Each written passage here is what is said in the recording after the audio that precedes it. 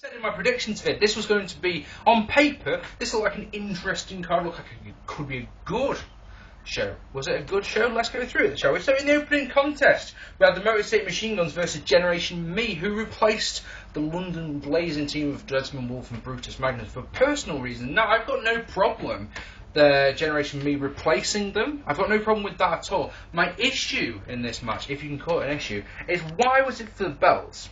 Basically, what you're saying to me, TNA, is that Generation Me, who have done nothing to deserve a title shot, get a title shot. Interesting thought. Also, I must ask, does this mean that London Blazing don't get their title shot? Because, of course, they were meant to be fighting for the Tag Team Championships on this show. Now, what can we tell you about this match? Well, it was rather good, I thought. Nice back and forth action from both teams. I thought the way that Shelley played the face in peril against Generation Me was very, very nice. Sabin getting the hot tag. Some nice psychology, because they were working the neck of Shelley, like that a lot. Beautiful tornado DDT by Sabin. And a suicide dive, of course. Get the obligatory TNA chant. Stupid company. Skull and Bones get the win for the Guns, and then the Generation Me jump the Guns and work Shelley's neck again by doing an Orton style DDT. This was off the apron though, not off the ropes, this was off the apron. Would have looked more impressive if they pulled the ringside mats away, but that's a small gripe to have, really, isn't it? I'm going to give this one 3 stars. A good opening contest, and it was. Next, Douglas Williams versus Sabu. It's an okay match. It was rough around the edges, is what I'll say. Sabu botched a hell of a lot more than he did against Robert Van Dam at Hardcore Justice. He botched a Rana spot so badly. And then the other thing is that he did a dive through a table, which seemed just completely pointless because Douglas Williams was laid out on the side of the table, yeah, and Sabu came over the ropes, and where he landed meant that he would have completely missed Douglas Williams, even if Douglas Williams hadn't moved out of the way. Williams was on the edge of the table, and Sabu's foot probably went there. Just went straight past where his head would have been if Williams hadn't moved out of the way. The other thing I didn't like about this one is there was a lot of weapons in it. Alright, the weapons, they weren't actually... I don't like the way that... with Sabu, you've got to expect that he's going to bring a chair in. But, I'm sorry if I'm being nitpicking here, but, yeah, dumb finishes. Williams tried to use a chair. The referee stops him, so he used the X Division title belt. And you're like... could have done with a clean finish there. If I'm honest, yeah, 2-star match. Velvet Sky pinned Madison Rayne after a DDT, which was nice. Rhino Vs Abyss, right, a couple of things. Oh dear me. Right, first things first. How many times has this one been done on pay-per-view in the past? Can anyone tell me that? I'd just like to know, just out of general curiosity. The second one about this one says, is that this match did one thing, right? This reminded me of a hardcore title match in WCW circa late 99, early 2000. They brawled around the back.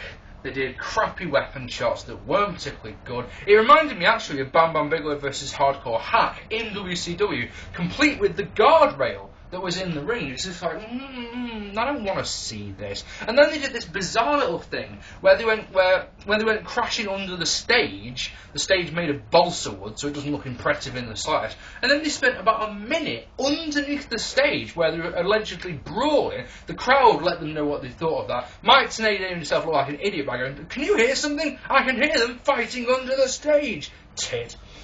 Black hole slam after Rhino tried to gore Abyss while he was on the guardrail. Abyss moved out of the way and he hit the black hole slam. And yeah, I'm gonna get some heat for this, and I know it, but I'm gonna give this one 1 star. This match didn't do a great deal for me in the slightest, I'm afraid. And Abyss saying 10, 10. 10 at the end, and they are coming. Do you know what he sounded like? Do you know what he reminded me of? I don't know if you felt the same as this one, but reminded me of Kane with his May the 13th rubbish a couple of years ago.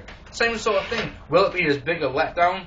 I think so. I don't mean it could be something good, but my expectations are very, very, very, very low. Next, there was Samoa Joe and Jarrett versus Nash and Sting. I said on my predictions vid that I didn't think I'd give a shit about this one, and I didn't. Let me tell you something. Joe's star must have really, really fallen, didn't he? He's been badly booked. He got suspended for speaking his mind. Yada, yada, yada. All the things he's done, yes, granted. you can say that his star has fallen. But do you know what is more telling for someone like me? Is the fact that he did a suicide dive and didn't get a TNA champ. He's just a nobody now, isn't he? Do you know how many bumps Kevin Nash took in this match? Do you know how many won? Good work there, Kevin Nash. Good work. Good to see you take a bump. And it was the suicide dive. Didn't leave his feet for anything else. Silly, silly boy. The choke on Sting got the win. Jarrett was very heelish at the end, using the bat. So I'm thinking that this one is going to be Jarrett shockingly sides with Nash and Sting, and it won't be a shock at all. Styles versus Dreamer, and oh sorry, by the way, I gave that last tag team match half a star because it was boring as shit.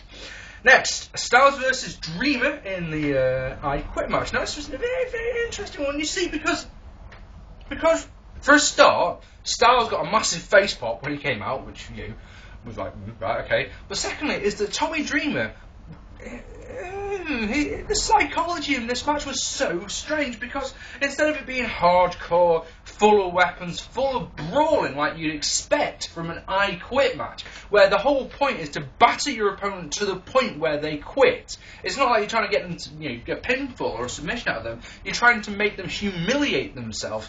So Tommy Dreamer spent 3/4 of the match in control, yeah, which is weird for itself because he was the face in this, but he just worked over the shoulder and the arm. Now, you know me, I'm all for good psychology, and yeah, I like the psychology of it, but it just didn't work in the context of the match. Does that make sense?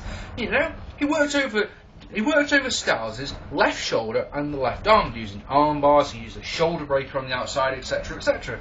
And like I say, it's all good, but it doesn't work.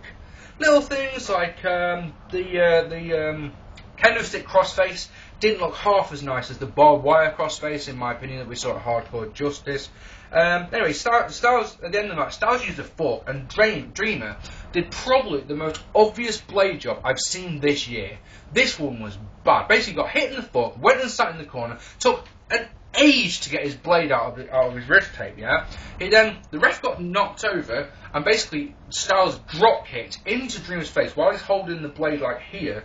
Yeah, you see him roll over and go, go and watch it again if you don't believe me. You see him literally cut himself twice. As he rolls over, he gets up and, oh my god, he's busted open, would you believe it?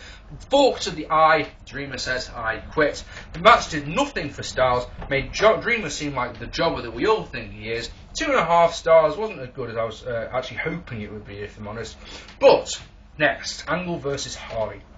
Now, first things first, this was an hour and 45 minutes into the show. A 3-hour pay-per-view, right? And you're thinking to yourself, right, there's 2 matches left. That's half an hour each, roughly. Excellent. But then you remember that these matches have got 20-minute time limits. So you're like, 20 minutes, there's 20 minutes missing of this show. How is this going to work? But, let's go on with it, shall we? So, it's a nice little sequence to start with, the highlight of which was a sick powerbomb by Angle. I'm going to tell you my favourite parts of this one, because I do that with matches that I like. Super Belly to Bell gets 2, a Twist of Fate gets no reaction at all from the crowd, and it gets 2 for Jeff. Jeff then botches an Angle Slam reversal, by the way. Like I say, he Angle went for the Angle Slam, and Jeff Hardy was meant to arm drag him out of it and completely fucked it up, then went into the Twist of Fate. Angle Slam gets 2 as 3 Germans, and then Angle hits the arm-breaking moonsault of doom, but it misses. Whisper in the Wind gets 2 Twist of Fate on the outside, followed by a Swanton to the outside.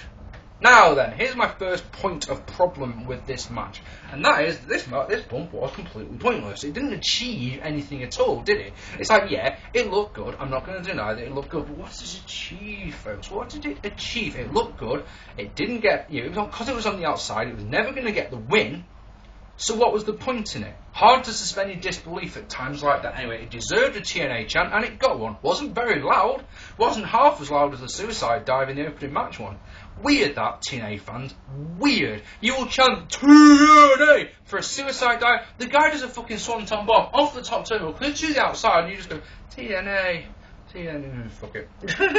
Weird. Anyway, German and Frog Splash get 2 for Angle. A third Twist of Fate, and gets 2, as does a Swanton bomb that gets 2, and then another one gets 2, and then a third one is blocked.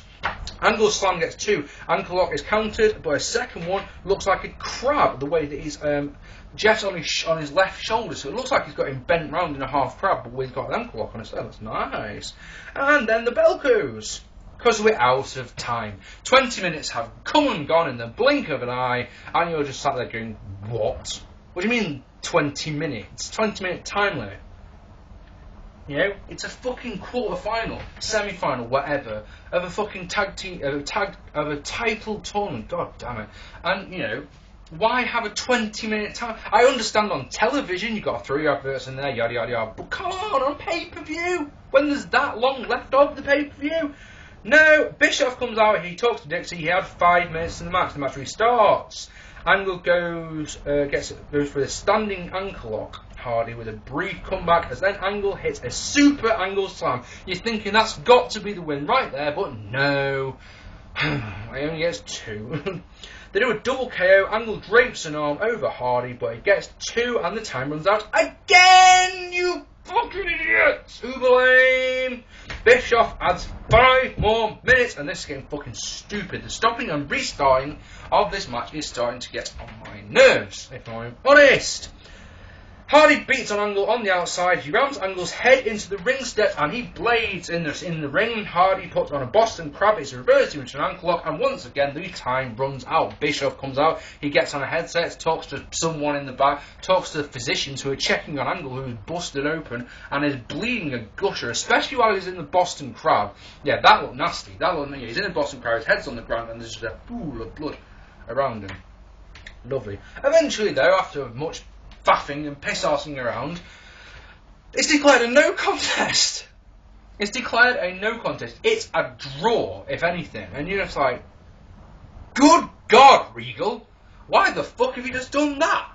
Especially with there being no Impact this week. So what, have we got 2 weeks to wait and get excited about the fact that there's going to be this rematch on Impact, which probably won't be as good, or we're going to do a 3-way at Bound for Glory? Who knows? Here's a thought. Are you ready for the heat? Here comes the heat. Are you ready for the heat? If you want to hate on Mark P, now is your time. Because I'm going to give this one 3.5 stars. I'm sure there are people out there doing reviews and saying this was a 5-star classic. I'm sure there are people out there saying at least it's a 4.5-star classic, and I'm sorry, ladies and gentlemen, it's just not.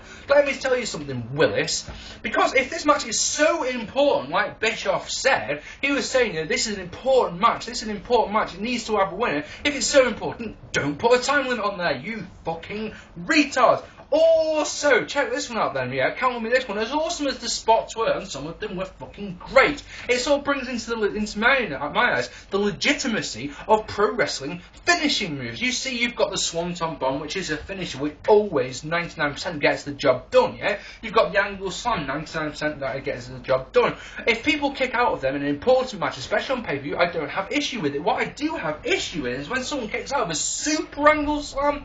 I don't think anyone's ever done that. I can only think of a couple of times where it's been done. Versus Shane McMahon at King of the Ring 2001 and versus Rikishi at King of the Ring 2000 are 2 ones that drop into my mind straight away. People don't kick out of that. If you're going to use that move in your match, for God's sake, that's got to be the winner. That's got to be. Is it so hard? Is it so hard for Jeff Hardy to lose the match? Would it have been so bad? Really? Protected booking. I understand that Angle can't lose. I understand the storyline they're doing. Well, come on, he's going to win the title anyway. Everyone knows that. And last but not least, we've seen Ric Flair bleed way more than this when we've went in TNA so far. He's bled a gusher a fair few times, and they haven't stopped his matches. So why is this one a no contest? Stupid, in my opinion. This spoiled. Well, you know, that ending spoiled what would have been a great match. It was a highly enjoyable match, but those 3 restarts, stupid. And in the main event, Mr. Anderson beat the Pope, which was nice. So, what can we give this one? I'm not really sure. I want to give it 6.5, but I know I'll get dissed. I'll get dissed to Hades by the TNA fan. Fuck it, 6.5. It had some good stuff on it. The opener was good, Angle vs Hardy was good, I Quit was alright, the rest was shit. Didn't enjoy it at all. And if that gets me heat, then heat rolls over me like that. I've been Mark P. Hit that subscribe button. Tell me what you think down there. I will see you later.